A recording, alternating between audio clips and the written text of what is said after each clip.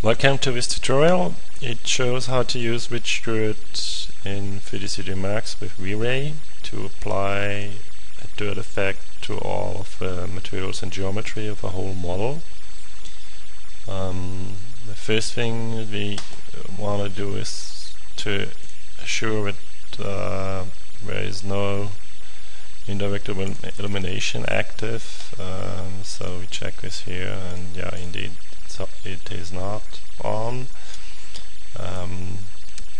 For richdirt we will use a render element, and we add a V-Ray extra texture element, and inside this element we have the ability to attach a texture. In this case it's not directly a richdirt texture, it's a composite texture, because we want to combine several richdirt effects. So let's do this here.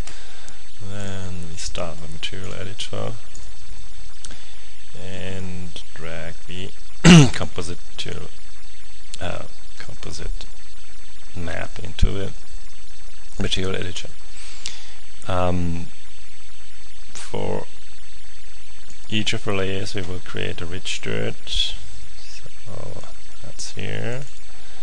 We go back up one level. We add two more layers, and we copy the richdirt. Okay. Now we switch the blending mode to multiply.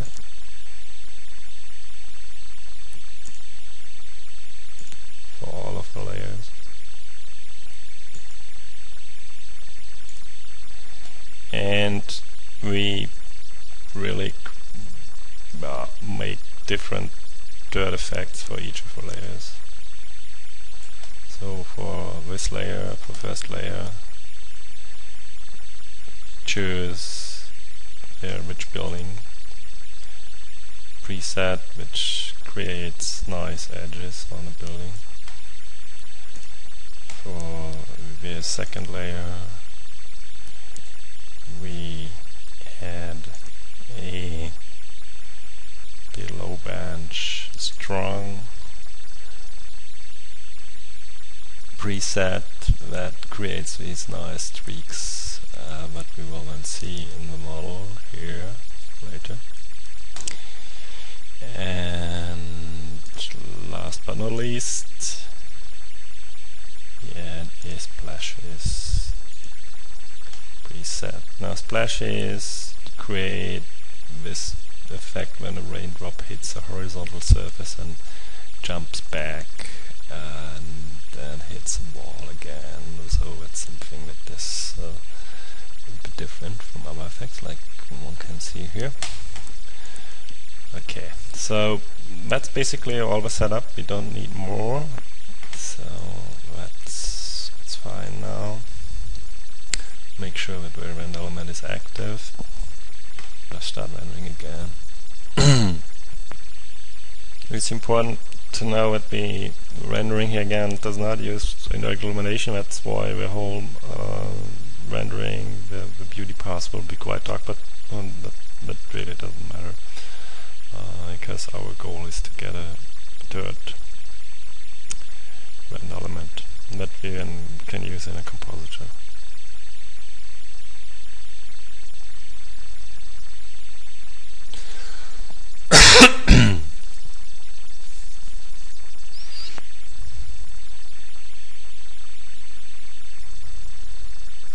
These black edges that we have here, that's because this is done with a demo version of V-Ray that has a limited resolution. That's not related to richdirt, so it's important to understand that when we see the final render element in a second.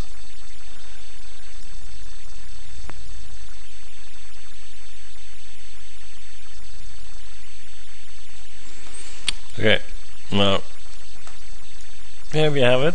It's our result. Looks really nice here. Nice streaks.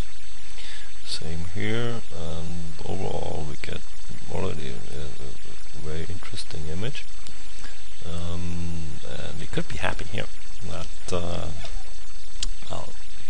it's possible to do even more. We are not yet completely happy with these dark areas here. There's quite thin geometry here. This too is thin, and we have some geometry here on the windows that is quite thin. And on all of these parts, dirt at the moment does not yet look optimal. So what we will do is we will use a feature of rich dirt that is unique to rich dirt, that is not available in other solutions as of 2011. That's this optimize thin feature.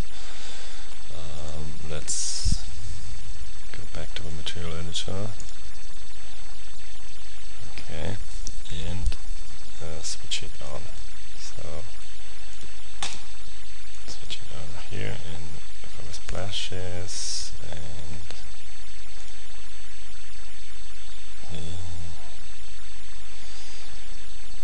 switch it on here, and we switch it on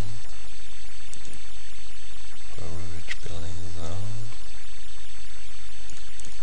Okay, so it's on for all three effects. And now let's render again.